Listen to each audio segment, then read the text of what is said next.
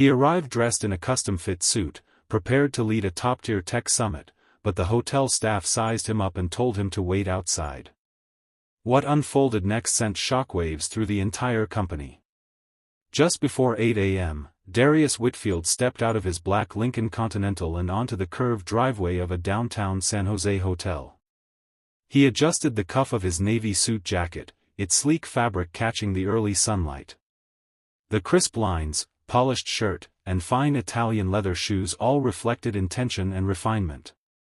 But the valet didn't move, not a single step forward. Holding his keys loosely in one hand, Darius glanced over. The young valet avoided eye contact, pretending to check his phone, then turned his attention to the car behind Darius. "Hey, can you take this one?" the valet said to a coworker, gesturing past Darius without acknowledging him at all. Darius turned to look at the hotel's glass entrance. No flashy signage, no welcome mat, just clean glass and a calm interior. Nothing outside hinted at what was about to happen inside. He pocketed his keys, parked the car himself, and crossed the driveway. As he opened the front door, he caught the slight flicker in the concierge's smile. It vanished almost instantly.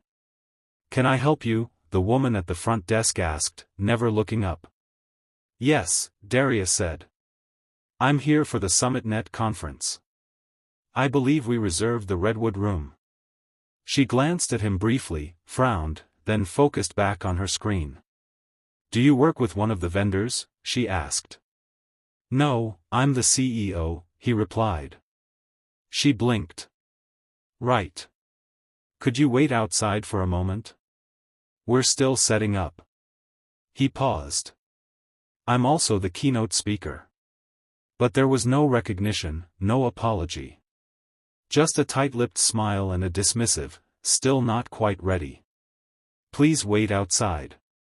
At that moment, another staffer, a young man in a blazer with a walkie-talkie, walked up behind her. He gave Darius a once-over, like checking for a staff badge. "You with security?" he asked in a lowered tone. "I'm Darius Whitfield," he said calmly. "The conference you're hosting today, I'm the one who organized it." There was a pause, then the man nodded toward the door.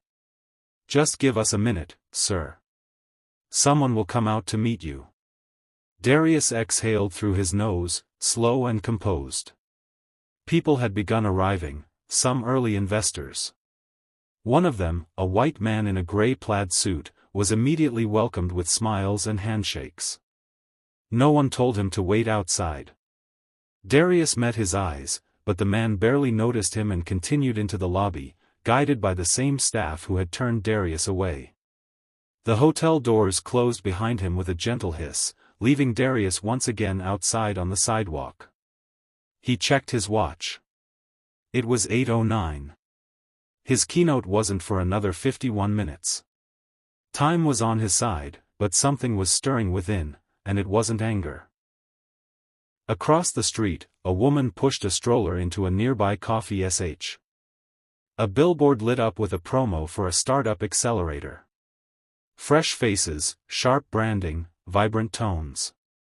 Jalen grinned. "Can you believe we're the ones behind these now?" he said. "Not the ones applying?" Darius gave a sideways smile. "Every day. And it still doesn't feel real sometimes." The SUV rolled to a stop in front of Whitfield Dynamics. A structure of steel and glass, quietly proud. As they stepped out, the receptionist waved. Already holding the elevator doors open.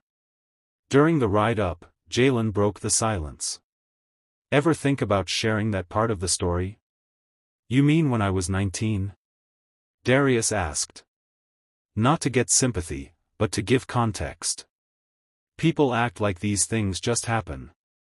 One rough incident, one impolite staffer. But it's never just about one interaction. It's about habits, repeating, hardening, and hiding." He exited the elevator, briefcase in hand. You can't fix what people won't even admit exists. But you can show them how to leave it behind. Without losing their self-respect. What Darius didn't know was that his quiet stand was already echoing past his own reach. The ripple effect began subtly. No breaking news, no viral rage. Just soft murmurs shared in private meetings. Then a few discreet emails. By Wednesday, 3 companies had quietly withdrawn their reservations with that same hotel. No big announcements, no marches. Just a courteous note. We've chosen a different venue. But inside those corporate rooms, the language was direct. You hear what happened with Whitfield's team? Yeah, we don't want that kind of liability on us. What's our backup location again? The hotel tried to control the narrative. A regional sales rep contacted Whitfield Dynamics, offering free bookings for next quarter. Executive suite upgrades. Even spa vouchers for visiting investors. The offer never got past Tammy. She read the email, closed it, and marked it as resolved. Darius didn't respond at all. Because when trust is broken like that, no discount can fix it. It's not a payment problem. It's about what you let happen under your authority. Meanwhile, news of the event change started circulating among media contacts. A niche tech site published a piece, not an attack. Just a factual timeline. What took place, who witnessed it. The change of venue. And the purposeful calm that followed. That write-up found its way into inboxes. Then into group chats. Then into bar conversations.